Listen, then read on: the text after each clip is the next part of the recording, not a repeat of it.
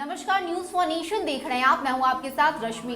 बिहार की राजनीति में जातिगत जनगणना का मुद्दा थमने का नाम नहीं ले रही। जहां एक तरफ सीएम नीतीश कुमार और प्रतिनिधि मंडल ने केंद्र सरकार से मुलाकात की और केंद्र सरकार की तरफ से भी इस बात का आश्वासन दिया गया है कि उनकी बातों पे सोच विचार किया जाएगा, लेकिन अब जितन राम मांझी कहीं ना कहीं असंतुष्ट दिख रहे हैं और यही कारण है कि एक बार फिर से जातीय जनगणना को लेकर उनकी तरफ से कटाक्ष किया गया है। और ये कटाक्ष इशारों ही इशारों में कहीं ना कहीं बीजेपी के लिए किया गया है। क्या कुछ कहना है जितन राम मांझी का, पहले देखिए। जितन राम मांझी कहते हैं, जो आज जातिगत जनगणना का विरोध कर रहे हैं वो असल मायने में संविधान और बाबा अंबेडकर के विरोधी हैं। संविधान में सामाजिक और आर्थिक तौर पर पिछड़ों के लिए आरक्षण का प्रावधान है, न कि आर्थिक तौर पर पिछड़ों के लिए। नाम में टाइटल लगा अपनी जाति बताने वालों, आपको जातिगत जनगणना से डर क्यों है? तो ये हमला जितन राम मांझी की तरफ से बीजेपी पर किया गया है। आपको बताएं कि केंद्र सरकार के फैसले के बाद से ही लगातार बिहार में विरोध में आवाज उठने शुरू हो गए। इतना ही नहीं, खुद सीएम नीतीश कुमार ने बीजेपी से बगावत करते हुए कहा कि बीजेपी को अपने इस फैसले पर सोच विचार करने की जरूरत है। और यही कारण है कि सीएम नीतीश ने केंद्र सरकार को पत्र लिखते हुए उनसे समय मांगा और हालांकि मुलाकात भी हुई, केंद्र सरकार ने आश्वासन भी दिया है।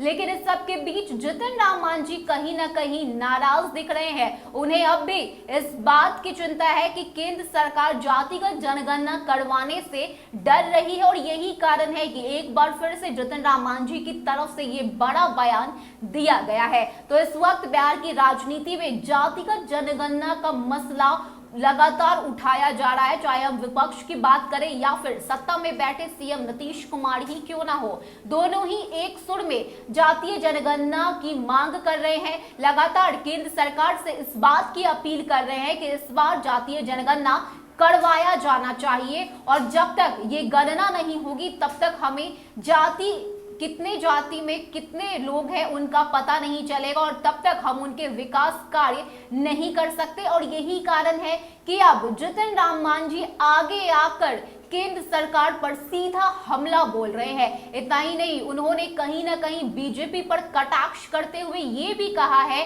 कि जो लोग अपने नाम के आगे टाइटल लगाकर घूमते हैं, आखिर उन्हें गणना करवाने में किस बात का डर सता रहा है? आखिर ऐसा क्या है जो केंद्र सरकार छुपाना चाहती है? तो तमाम तरह के आरोप इस वक्त केंद्र सरकार पर लग रहे हैं।